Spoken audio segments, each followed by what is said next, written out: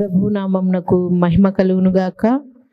ప్రభువునందు ప్రియమైన వాళ్ళరా, దినదినము నూతనమైన మాటలతో మీ కుటుంబాలను దర్శిస్తూ దేవుని యొక్క మహా ఉచితమైన కృప చొప్పున దేవాది దేవుని యొక్క అమూల్యమైన మాటలను వివరించుటకు దేవుడు ఈ రీతిగా కృప చూపిస్తున్న విధానాన్ని బట్టి దేవాది దేవునికి నిండు మనసుతో కృతజ్ఞతాస్తుతులు చెల్లించవలసిన వారమై ఉన్నాం.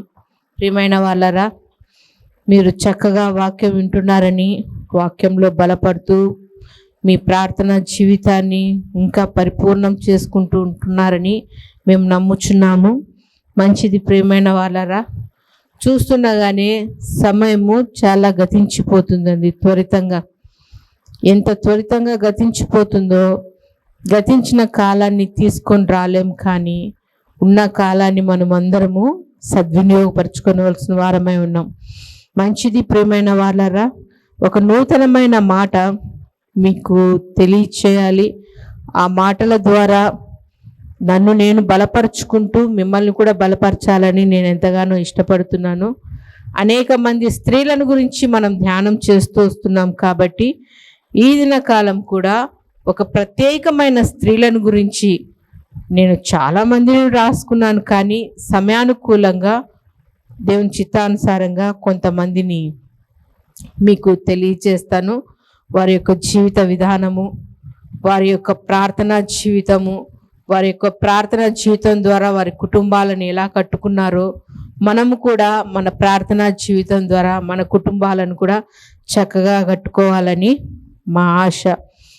రండి, వాక్య ధ్యానంలోనికి వెళ్ళక ముందు దేవాది దేవుడు ఈ దినకాలం మనతో మాట్లాడబోతున్న అంశ భాగం ఏమనగా ప్రత్యేకమైన స్త్రీలు.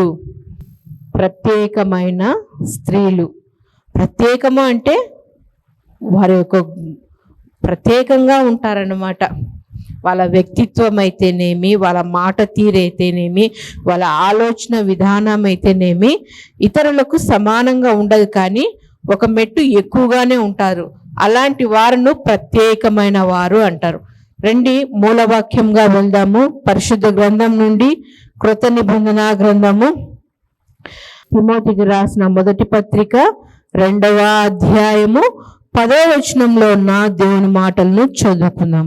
దైవభక్తి గల వారమని చెప్పుకొని స్త్రీలకు తగినట్టుగా, దైవభక్తి గల వారమని చెప్పుకొని స్త్రీలకు తగినట్టుగా సత్క్రియల చేత తమ్మును తాము అలంకరించుకొనవలెను. తమ్మును తాము అలంకరించుకొనవలెను. చాలండి. ఇక్కడ ఏమంటున్నారు పౌలు గారు తిమోతి గారితో? తిమోతి, ఎంతో మంది ఇక్కడ 2వ అధ్యాయం 1వ వచనంలో చూసినట్లయితేనా మనం సంపూర్ణ భక్తియు మాన్యతయు కలిగి నెమ్మదిగాను సుఖముగాను బ్రతుకు నిమిత్తము, అన్నింటికంటే ముఖ్యంగా మనుషులందరి కొరకు, రాజుల కొరకు, అధికారుల కొరకు విజ్ఞాపనలు, ప్రార్థనలు, యాచనలు, కృతజ్ఞతాస్తుతులు చేయవలన అన్ని చెప్పుకుంటూ వస్తూ 8వ వచనంలో ఏమని చెప్తున్నాడు? పురుషులు కోపమును సంశయములు లేనివారే పవిత్రమైన చేతులెత్తి ప్రార్థన చేయవలని కోరుచు. మరియు స్త్రీల గురించి 9వ వచనం కానుంచి చాలా చక్కగా మాట్లాడుతూ వస్తున్నారు. ఏమంట? మరియు స్త్రీలు అనుకవయు స్వస్థ బుద్ధియు గలవారై ఉండి తగు మాత్రపు వస్త్రముల చేతనే గాని జడలతోనైనను బంగారంతోనైనను ముత్యములతోనైనను మిగుల వెలవగల వస్త్రములతోనైనను అలంకరించుకొనక. ఓ తిమోతి, దైవభక్తి గల మనం స్త్రీలమని చెప్పుకుంటున్నారు కదా, వాళ్ళు ఎలా ఉండాలి, వాళ్ళకి ఎలాంటి క్రియలు ఉండాలి, వారు ప్రత్యేకమైన స్త్రీలుగా ఎలా ఉండాలి అంటే ఏమని చెప్తున్నారు? స్త్రీలకు తగినట్టుగా సత్క్రియల చేత తమ్మును తాము అలంకరించుకొనవలెను. మంచి పనుల ద్వారా, ప్రత్యేకమైన పనుల ద్వారా వాళ్ళు అలంకరించుకునేవారుగా ఉంటే వారు దైవభక్తి గల వారు, దైవభక్తి గల స్త్రీలు అని చెప్పుకోవచ్చు అని తిమోతి గారికి పౌలు గారు తెలియచేస్తున్నారండి. ఈ సమయంలో దేవుడు మనతో కూడా మాట్లాడుతున్నాడు. మీరు ప్రత్యేకమైన స్త్రీలుగా ఉండాలంటే ఇదిగో మీరు సత్క్రియల చేత మీరు అలంకరించుకోనండి. 7 సవరాలు బంగారు ఉంది కదా అని రోజు వేసుకొని తిరగరు కదండి. ఇంత పెద్ద జడ ఉందని జడ నిండుతో పూలు పెట్టుకొని తిరగాలని లేదు కదా. ఎంత ఉన్నా లేకున్నా మన దగ్గర దైవభక్తి ఉంటే, దేవుని యందు భయభక్తులు కలిగిన వారమై ఉంటే అదే గొప్ప అలంకరణ, అదే ప్రత్యేకమైన వారు అని గుర్తింపు. ఇక్కడ కొంతమందిని నేను ఏర్పాటు చేసుకున్నాను. వారు ప్రత్యేకమైన వారు ఎలా అయ్యారో వాక్య ధ్యానంలోనికి వెళ్దాం. మొదటిగా చూసినట్లయితేనా, ప్రత్యేకమైన స్త్రీలంటే ఎస్తేరు గ్రంథము 4వ అధ్యాయము 16వ వచనంలో ఈమె అంత ప్రత్యేకమైన స్త్రీగా ఎందుకు పేరు కలిగినదో ఎస్తేరు గురించి మనం ధ్యానం చేసుకున్నాము. 4వ అధ్యాయము 16వ వచనము, నీవు పోయి శూషాను నందు కనబడిన యూదులనందరినీ సమాజ మందిరమునకు సమకూర్చి నా నిమిత్తము ఉపవాసముండి 3 దినములు అన్నపానములు చేయకుండుడి. నేనును నా పనికత్తెలను కూడా ఉపవాసముందుము. ప్రవేశించుట న్యాయ వ్యతిరేక్తముగా నున్నను. నేను రాజునద్దకు ప్రవేశించుదును. నేను నశించినా నశించదును. ఇక్కడ మొదటిగా దేవుడు మనతో మాట్లాడుతున్న మాట ఏమంటే, ప్రత్యేకమైన స్త్రీలుగా గుర్తింపు తెచ్చుకోవాలంటే ఏమంటున్నారు? మొదటిగా స్వయంగా తనను తాను త్యాగం చేసుకున్న స్త్రీ ఎవరు అంటే ఎస్తేరమ్మండి. ఇక్కడ మనకు చాలా బాగా తెలుసు. ఇక్కడ ఏముంది? 4వ అధ్యాయంలో మొర్దెకై దగ్గర, తన పినతండ్రి దగ్గర ఎస్తేరు పెరుగుతూ వచ్చింది. అహష్వేరోషు దగ్గర వస్తీ రాణిగా ఉంది. తన అందాన్ని బట్టి ఆమె గర్వించి రాజు బ్రహ్మని పిలిచినప్పుడు తన భార్యను అందరికీ పరిచయం చేయాలన్నప్పుడు ఆమె ఆ విందుకు రాకోకుండా రాజు యొక్క ఆజ్ఞను ఆమె ఒప్పుకోలేదు. నేనెందుకు రావాలి అనే గర్వంతో రాజు మాటను తిరస్కరించినప్పుడు ఆమె రాణిగా వస్తిని తొలగించి ఆ శూషాను కోటలో ఉన్న స్త్రీలందరినీ కొంత ఏర్పాటు చేసుకొని రాజుకు సరి అయిన రాణిగా ఎవరు ఎన్నుకోవాలన్నప్పుడు అక్కడ చేరిన స్త్రీలకు వారికి రకరకాల ద్రవ్యాలు, సుగంధ గ్రంథాలు అవన్నీ పూస్తూ ఒకానొక దినాన రాజు దగ్గర నిలవబడినప్పుడు దేవుని దయ కలిగిన ఎస్తేరమ్మ రాణిగా ఎన్నుకోబడింది. ఈమెకు తల్లిదండ్రులు లేరు, కానీ పినతండ్రి అయిన మొర్దెకై యొక్క సంరక్షణలో ఆమె ఎదుగుతూ దేవుని యందు భయభక్తులు కలిగిన స్త్రీగా ఉండి రాజు యొక్క మనస్సును గెలుచుకోగలిగి ఆ శూషాను కోటలో రాణిగా ప్రవేశించినప్పుడు అక్కడ ఒక కుయుక్తిపరుడైన హామాను ఉన్నాడు. అయ్యా, నేను రాజు తర్వాత రాజు దగ్గర అంత అధికారం పొందుకున్న వాడిని, అందరూ నాకు మొక్కి నమస్కారం చేస్తున్నారు. ఈ మొర్దెకై మాత్రం నేను బయటికి రాజగుమ్మం నుండి బయటకు వచ్చినప్పుడు కానీ లోపలికి పోతున్నప్పుడు కానీ ఈయన ఆ గుమ్మం దగ్గర కూర్చొనే ఉంటాడు, కానీ నాకు వంగి నమస్కారం చేయడు, నాకు మొక్కడు. ఎలాగైనా ఈయన ఇక్కడి నుంచి తొలగించాలని ఆలోచన చేసినప్పుడు యూదులు దేవునికి తప్ప ఎవ్వరికి మొక్కేవారు కాదు, నమస్కారం చేసేవారు కాదు.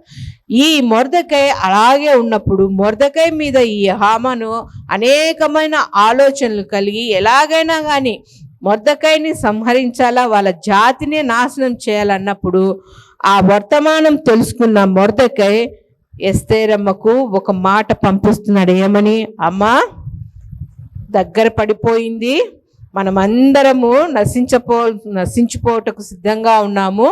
నువ్వు రాజు కోటలో ఉన్నావు కాబట్టి ఎలాగైనా నువ్వు రాజుతో మాట్లాడనప్పుడు ఆమె అంటుంది, అయ్యా, రాజు సెలవు ఇయ్యందే రాజు దగ్గరికి వెళ్ళడానికి లేదు, ఒకవేళ వెళితే ఆయన తల ఛేదిస్తాడు అన్నప్పుడు మొర్దెకై అంటున్నాడు, నువ్వేమో నేను బాగుంటాను, నాకేం కాదులే అని అనుకుంటున్నావేమో, కానీ నువ్వు సహాయం చేయకపోతే, చాలా చక్కని మాటలు ఉన్నాయండి 14వ వచనం నుంచి, సహాయము దేవుడు వేరే దిక్కు నుండి కూడా మాకు పంపిస్తాడన్నప్పుడు ఆమె తన చిన్నాన్నతో అంటుంది, మొర్దెకైతో, చిన్నాన్న ఇదిగో నా నిమిత్తము, నా కోసము నేను కూడా ఉపవాసం ఉంటాను, మీరు కూడా నా నిమిత్తము కూడా అక్కడ సమాజంగా కూడుకున్న వారిని అందరూ 3 దినములు ఉపవాసం ఉండండి.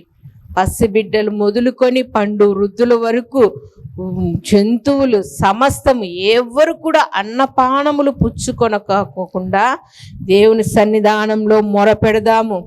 వస్తున్న ఆపదను దేవుడు తొలగిస్తాడు. ఖచ్చితంగా దేవుడు సహాయం చేస్తాడని, నేను నశించిన, కింద వచనంలోనే ఉంది కదా, నేను నశించెదను. నేను చచ్చిపోతాను చిన్ననా, ఏమైనా కానీ 3 దినాలు ప్రార్థన చేద్దాం. నీ కుటుంబంలో సమస్యలు వచ్చినప్పుడు, ఇబ్బందులు వచ్చినప్పుడు, అనుకోని రీతిగా వ్యాధులు ప్రబలినప్పుడు, అన్నీ బాగున్నప్పుడు దేవుని పక్కన పెట్టేసి కష్టాలు ఇబ్బందులు ఎదురైనప్పుడు అప్పుడు దేవా అంటారు. ఒక మాట అంటానండి, కష్టాలు వచ్చినప్పుడు ఖచ్చితంగా దేవుని మొరపెట్టాలి కాదన్ను.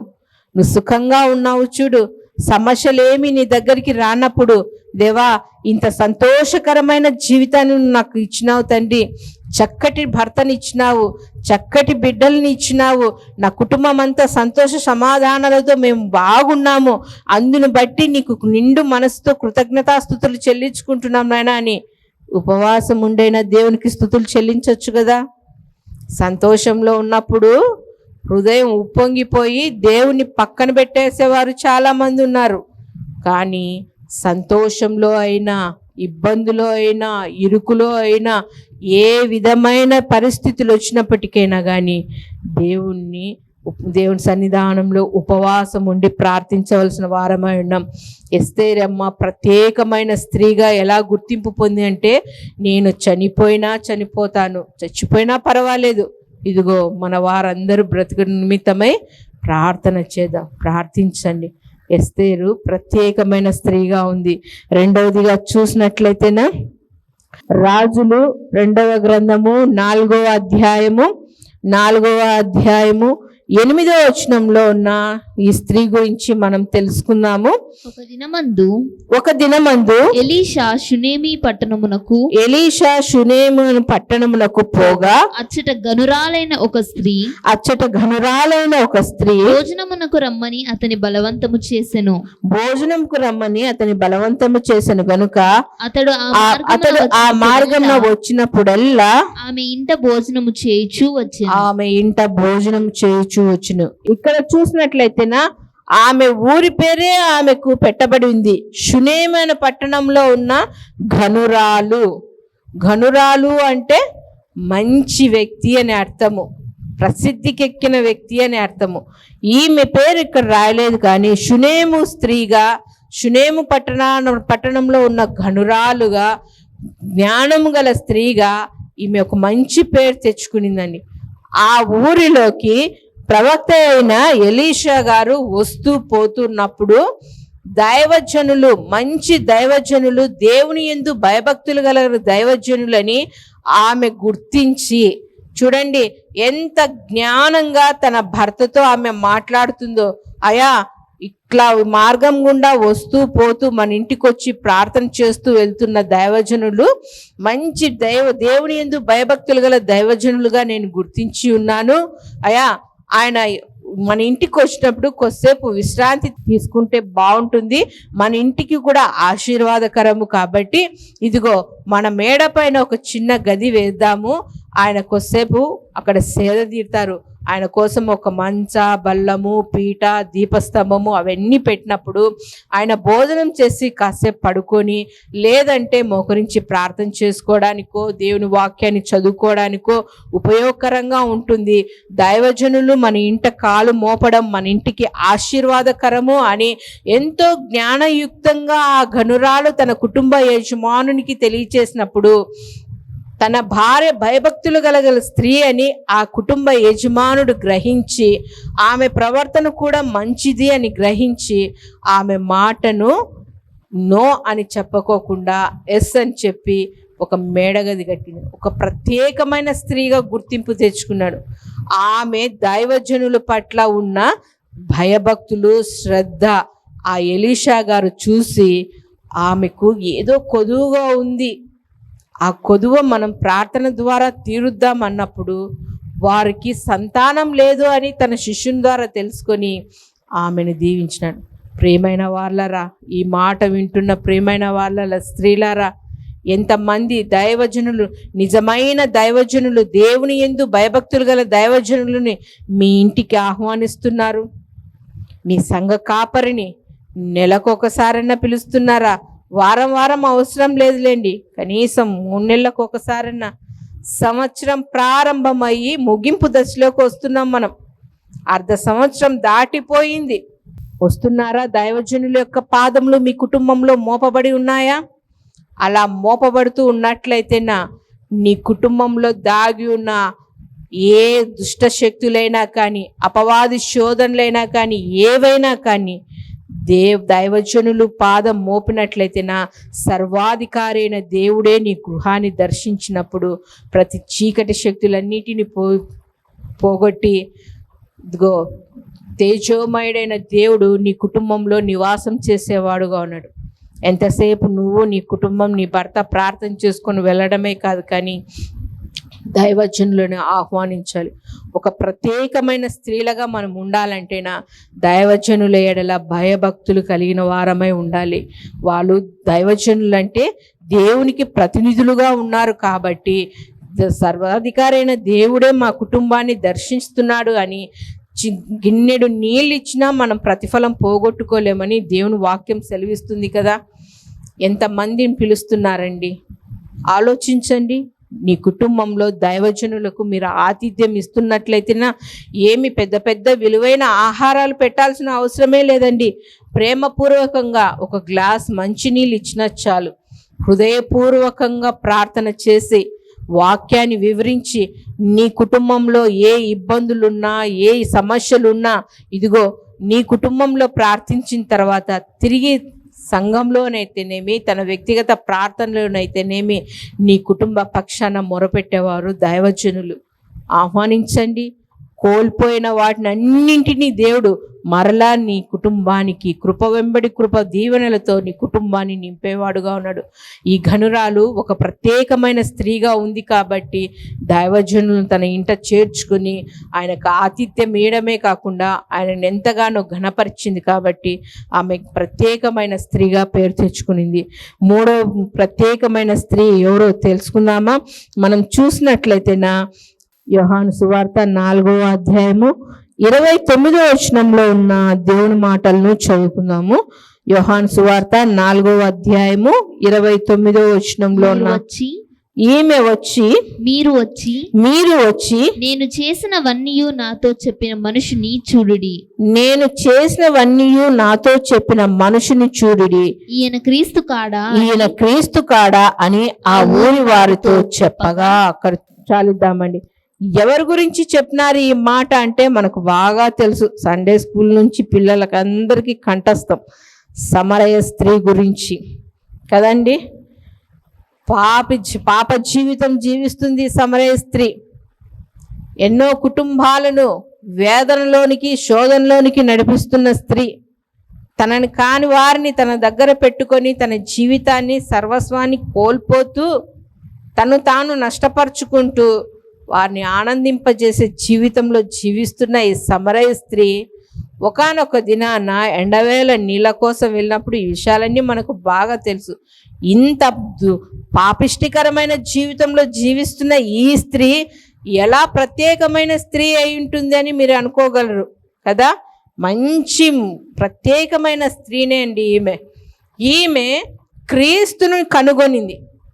ఆమె కనుగొనడానికి యేసు ప్రభుల వారే ఆ యాకోబు బావి దగ్గర కూర్చుని ఉన్నప్పుడు ఆమెను దాహం అడిగినప్పుడు, అయ్యా మీ వేషధారణ చూస్తే మీరు యూదుల వలె ఉన్నారు, మేము సమరయులము, మీకు మాకు సాంగత్యం లేదు కదా, మేము నీళ్ళు ఎలా ఇవ్వగలము మీకు అన్నప్పుడు, అమ్మా నేను ఇచ్చే నీళ్ళ ద్వారా నువ్వు ఎప్పటికీ దప్పిగొనవు అన్నప్పుడు ఆమె అయ్యా అయితే ఆ నీళ్ళు నాకు ఇవ్వయ్యా, ఇంత దూరం మేము రాలేము, నేను వచ్చినా చుట్టూ ఉండే వాళ్ళంతా చెడ్డగా మాట్లాడుకుంటుంటారు అన్నప్పుడు ఆమె వ్యక్తిగత జీవితం, ఆమె జీవితం అంతా వివరించినప్పుడు ఆమె అంటుంది, ఏమంటుంది? ఇదిగో 29వ వచనంలో చదివినాం కదా, ఏమని చెప్తుంది ఇక్కడ? మీరు వచ్చి నేను చేసినవన్నీ నాతో చెప్పిన మనుషుని చూడి, ఈయన క్రీస్తు కాడా? దేవాది దేవుడే ఒక పాపిని దర్శించినాడు. ఆమె పాత రోత జీవితం అంతా ఆమెకు బట్టబయలు చేసి, ఆమె జీవితం, నీవు జీవిస్తున్న జీవితం చాలా నీచకరమైనదమ్మా అని తెలియజేసినప్పుడు ఆమె అక్కడ ఆ స్థానంలో నిలవబడి కోపపడలేదండి. మనమైతే ఒక చిన్న తప్పిదం చేస్తే, ఒక చిన్న తప్పిదం ఎవరన్నా మన గురించి తెలుసుకున్నప్పుడైతే నడుముకు చెంగు కట్టుకొని కొంగు దూసేసుకొని, ఏం నా గురించి ఇంత చెడ్డగా మాట్లాడినావే అని పోట్లాడడానికి వెళ్తారు చాలామంది. వారి జీవితం అందరికీ తెలుసు, లోకానుసారంగా జీవిస్తున్నారు, దేవునికి మెప్పు కలిగే జీవితం జీవించడం లేదు. ఎవరైనా ఎదురాడితే వారి మీద పోరాడడానికి వెళ్తుంటారు. కానీ ఈ సమరయ స్త్రీ తన పాప రోత జీవితం అంతా ప్రభులు వారు చెప్పినప్పుడు, ఇదిగో తన పాప జీవితం కుండ రూపంలో అక్కడే పడవేసి ఊర్లోకి వెళ్తుంది. అయ్యా, నేను మెస్సైని కనుగొన్నాను, యేసు ప్రభులు వారిని కనుక్కున్నాను, క్రీస్తులను కనుగొన్నాడు. ఎట్లా కనుగొన్నావు నువ్వు అంటే, నా జీవితం అంతా చెప్పేసినాడండి. ఆయన నేను మొదటిసారిగా చూశాను. నేను జీవించే జీవితం ఆయన ఎప్పుడు చూడలేదు, కానీ మొత్తం కల్లారా చూసినట్లు చెప్పినాడు. ఈయన క్రీస్తు కాడా అని సువార్తను ప్రకటించిన ప్రత్యేకమైన స్త్రీగా ఉంది. మనం గమనించినట్లయితేనా, సువార్త సేవకురాలుగా సమరయ స్త్రీగా దేవుడు ఏర్పాటు చేసుకున్నాడు, ప్రత్యేకమైన స్త్రీగా. ఎన్ని సంవత్సరాలు నువ్వు సువార్తను వింటున్నావు, దేవుని యొక్క బోధ వింటున్నావు, దేవుని యొక్క ప్రేమను రుచి చూసినావు. ఇదిగో ఇతరులకు నువ్వు నీ జీవితాన్ని ఇతరులకు తెలియజేస్తున్నావా? అంటారు కదా, నేను దేవుని బిడ్డను అంటారు. ఎట్లయినావు నువ్వు దేవుని బిడ్డగా? ఒకప్పుడు పాపినండి, పాపరోత జీవితంలో జీవిస్తున్నాను, నా బ్రతుకేమీ బాగలేదు, అలాంటి నీచమైన బ్రతుకులో నుంచి నా దేవుడు నన్ను రక్షించినాడు, నేను క్రీస్తు బిడ్డగా మారిపోయినాను, నా పాత జీవితం అంతా వదిలేసి క్రీస్తులో నూతనంగా వచ్చినాను. ఎలా వచ్చావంటేనా, నా పాపం కోసం, నా అపరాధం కోసము నా తండ్రి అలనాడు కల్వరిగిరిలో నిలువెల్లా రక్తాన్ని చిందించినాడు తండ్రి. ఆ తండ్రి చేసిన త్యాగాన్ని నేను ఎల్లప్పుడూ స్మరించుకుంటూ, నైనా ఇంకా పాప జీవితం నాకొద్దు తండ్రి, నువ్వు ఎంతో రక్తాన్ని కార్చినావు నైనా నా కోసము, నన్ను ఎంతగా ప్రేమించినావంటే నా కోసం నువ్వు ప్రాణాన్ని ఇచ్చినావు తండ్రి అని ఆయన సన్నిధానంలో నా పాపములన్నింటినీ ఒప్పుకొని విడిచిపెట్టి, నేను క్రీస్తు బిడ్డగా నూతన జన్మాన్ని జన్మించినాను, నా పాత జీవితం అంతా గతించిపోయింది, ఇదిగో క్రీస్తులో నూతన జీవితాన్ని నేను కొనసాగిస్తున్నాను. క్రీస్తు యొక్క జనన మరణ పునరుత్థానం గురించిన సువార్తను ఇతరులు నశించిపోతున్న వారికి నువ్వు తెలియజేస్తున్నావా? నువ్వు ఇలా చెప్పడం ద్వారా నువ్వు కూడా సువార్త సేవకురాలిగా, ప్రత్యేకమైన స్త్రీగా ఉంటావు. నీ రక్షణ నీలోనే పెట్టుకొని నువ్వు దేవుని బిడ్డగానే ఉంటూ ఇతరులకు క్రీస్తు వార్తను చెప్పుకోకుంటే నశించిపోతున్న వారు దేవుని సన్నిధానానికి ఎలా రాగలరు? నువ్వు చెప్పాలి. 4 మాటలైనా నువ్వు సంఘంలో నీ సేవకుడు ఏ రీతిగా బోధించినాడో, దేవుడు నీ కోసం ఏమి త్యాగం చేసినాడో, తన ప్రాణాన్ని ఎలా బలిగా అర్పించినాడో, నీ కోసం ఎలా జన్మించినాడో, నీ కోసం ఎలా తిరిగి ఈ లోకానికి వచ్చినాడో, ఇవన్నీ నువ్వు కనీసం నువ్వు బయటికి పోయి ప్రకటించకపోయినా పర్వాలేదు, కానీ నీ ఇంటి వారికైనా క్రీస్తు బోధను నువ్వు తెలియచేయాలి. ఇదిగో యవన ప్రాయంలో ఉన్నారు కదా నీ బిడ్డలు, దేవుని ప్రేమ రుచి చూడకున్నారు కదా నీ కుటుంబ యజమానుడు. అయ్యా, నేను దేవుని కనుగొన్నానయ్యా, ఆయన ప్రేమను నేను రుచి చూసినానయ్యా, నువ్వు కూడా మారు మనసు పొందుకో, రా దేవుని సన్నిధానానికి రా, మందిరానికి రా, దేవుని యొక్క మాటలు విను, నీ బ్రతుకు మార్చుకో, దేవునికి ఇష్టకరంగా జీవించు, మన కుటుంబాన్ని ఇంకా నూరంతలుగా మెండుగా ఆశీర్వదిస్తాడు దేవుడని దేవుని మాటలు ఎందుకు చెప్పలేకున్నావు? లోకం బాగలేదమ్మా. లోకానుసారంగా ఎంతో మంది చెడి పడి తిరిగి నశించిపోతున్నారు. ఏవేవో చెడ్డ తలంపులతో ఉన్నారు. తమ్మును తాము ఆత్మహత్య చేసుకుంటున్నారు. తల్లిదండ్రులను చంపుతున్నారు. ఇదిగో సిగరెట్లని, మందని, గుట్కా అని, ఈ డ్రగ్స్ అని, వీటన్ని అల్లరితో కూడిన ఆటపాటలతో ఈ లోకమంతా ఉంది. అలాంటి లోకంలో మనం జీవించకూడదు. ఇదిగో యవన ప్రాయంలో ఉండగానే క్రీస్తుని నీ సొంత రక్షకునిగా స్వీకరించు. నీ కాపుదల, నీ భద్రత, నీ భవిష్యత్ అంతా ఆయనే చూసుకుంటాడు. ఏవైనా కానీ అనుకోని సంఘటనలు నీకు ఎదురైనప్పుడు క్రీస్తు నీకు ముందుగా ఉంటాడు. అపవాది వేసే ప్రతి బాణాలన్నింటినీ దేవుడు దూరపరిచి నీకు రక్షణ కవచంగా ఉంటాడు. ఆయన బిడ్డగా ఉండి ఆ అమూల్యమైన రక్షణ వస్త్రాన్ని నువ్వు ధరించు అని ఎంతమంది తల్లులు తెలియజేస్తున్నారండి. తల్లిదండ్రులు తమ బిడ్డలకు నశించిపోవడానికే దావ చూపుతున్నారే కానీ ఇదిగో నిత్య జీవంలోనికి రావడానికి మార్గాన్ని చూపడం లేదండి. ఇక్కడ ప్రత్యేకమైన స్త్రీగా సమరయ స్త్రీని దేవుడు ఏర్పరచుకున్నాడు. తన జీవితాన్నంతటినీ ఇతరులకు తెలియచేస్తూ నా జీవితాన్ని వదిలేశాను, ఇదిగో క్రీస్తులోకి వచ్చాను అని సువార్తను ప్రకటిస్తుంది. మనం కూడా సువార్తను ప్రకటించాలి. ఇంకా చాలామంది ఉన్నారు కానీ సమయానుకూలంగా ఉంది కాబట్టి, సమయం అయిపోయింది కాబట్టి చిన్న ప్రార్థన చేసుకుందాం. దేవుని చిత్తం అయితే మరికొంతమందిని గురించి కూడా మనం ధ్యానం చేసుకుందాం, ప్రార్థన చేసుకుందాం. మహాపరిశుద్ధుడు అయిన తండ్రి, మీ ఘనమైన నామంకు స్తోత్రాలు నాయన. ఇంతవరకు ప్రత్యేకమైన స్త్రీలను గురించి మేము ధ్యానించి ఉన్నాం నాయన. అవును తండ్రి, ఘనురాలైన షునేమి ఘనురాలు తండ్రి, దైవజనులను గుర్తించి తండ్రి వారి పట్ల ఆమె ఇచ్చిన ఆతిథ్యానికైతేనేమి, గౌరవానికైతే తండ్రి ఆ ఊరిలో తండ్రి ఆమె ప్రత్యేకమైన స్త్రీగా తండ్రి మీరు నిలవబెట్టుకున్న విధానానికి స్తోత్రములు నాయన.